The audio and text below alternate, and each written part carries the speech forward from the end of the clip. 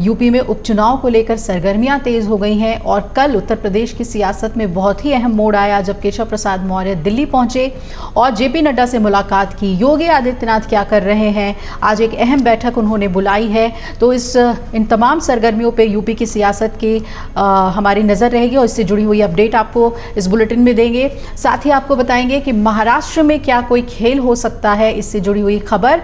और 15 अगस्त के मद्देनज़र दिल्ली में क्या किसी तरीके का कोई थ्रेट मिला है, जिसके मद्देनज़र दिल्ली पुलिस बड़े पैमाने पर सुरक्षा की तैयारी कर रही है। क्या इनपुट मिले हैं खासतौर पे ट्रंप पर हुए हमले के बाद, इससे जुड़ी हुई खबर बताएंगे। पाकिस्तान किस तरह से आतंकियों को प्रायोजित कर रहा है भारत के लिए, उसका एक मॉड्यूल सामने आ गया है और ये बातें सामने आ गई हैं कि कहां कहां पर उसके कैंप लगाए गए हैं, उसके बारे में आपको जानकारी देंगे। साथ ही बिहार के चर्चित मुकेश सहनी के पिता की हत्या मामले की भी बात होगी। बिहार पुलिस जांच में कहां तक पहुंची है, बिहार पुलिस दावा कर रही है कि उसने हत्या की इस गुत्थी को सुलझा लिया है, इससे जुड़ी हुई अपडेट भी देंगे।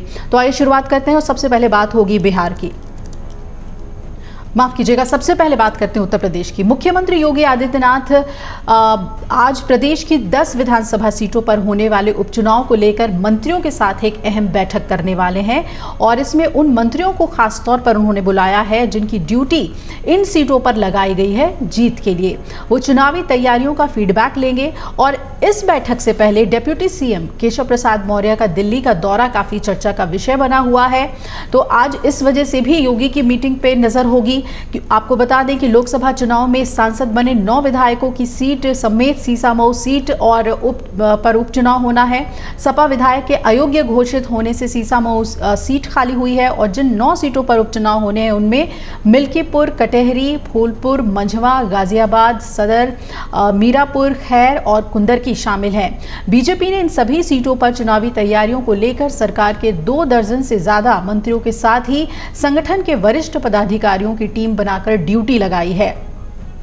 सपा अध्यक्ष अखिलेश यादव ने कहा कि भाजपा सरकार ने आने वाले उपचुनाव में हार के डर से शिक्षकों की डिजिटल अटेंडेंस और लखनऊ के पंतनगर और इंद्रप्रस्थ के ध्वस्तीकरण का फरमान स्थगित किया है और इसे पूरी तरह से निरस्त होना चाहिए। उन्होंने ट्विटर के माध्यम से कहा कि बीजेपी का असली चेहरा शिक्षकों और आम जनता के सामने आ गया है। शिक्षक और आम जनता बीजेपी को उपचुनाव ही नहीं, अगला चुनाव भी हरवाएगी, अगला हर चुनाव हरवाएगी। तो जनता ने बीजेपी सरकार की मनमानी के बुलडोजर के ऊपर जनशक्ति का बुलडोजर चला दिया है। बीते कुछ दिनों से यूपी बीजेपी में बदलाव की चर्चा भी काफी तेज हो गई है और जब केशव प्रसाद मौर्य कल दिल्ली पहुंचे, मुलाकात 1 घंटे तक उनकी जेपी नड्डा से चली तो अटकलें और भी तेज हो गई।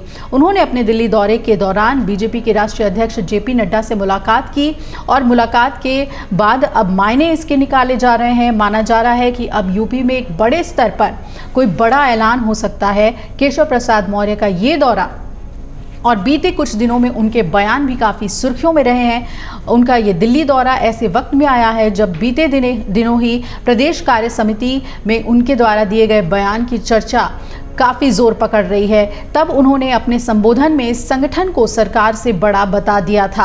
इस बैठक में जेपी नड्डा भी मौजूद थे और डिप्टी सीएम ने अपने बयान में कहा था कि संगठन सरकार से बड़ा है, संगठन से बड़ा कोई नहीं है, हर एक कार्यकर्ता हमारा गौरव है। भले ही 2024 के चुनाव परिणाम हमारी अपेक्षा के अनुरूप ना रहे हों, लेकिन 2027 में बीजेपी फिर से अपने सामर्थ्य को जोड़कर विपक्षी दलों को पराजित करेगी। बीजेपी के कार्यकर्ता हमेशा सबसे ऊपर हैं, वो सरकार से भी बड़े हैं, बड़े थे और बड़े रहेंगे।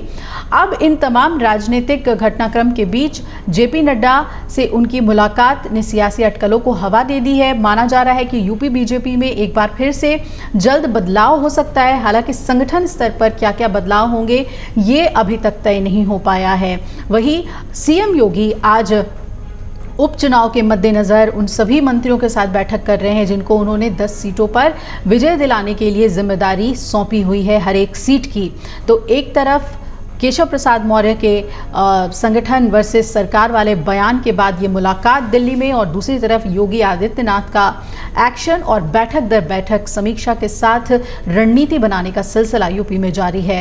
ये बीजेपी को किस ओर ले जाता है ये देखना बहुत ही अहम होगा। अगर आप ये वीडियो YouTube पर देख रहे हैं तो हमारे चैनल को सब्सक्राइब करें और बेल आइकन को दबाना ना भूलें। अगर आप Facebook पर ये वीडियो देख रहे हैं तो हमारे पेज को लाइक करें।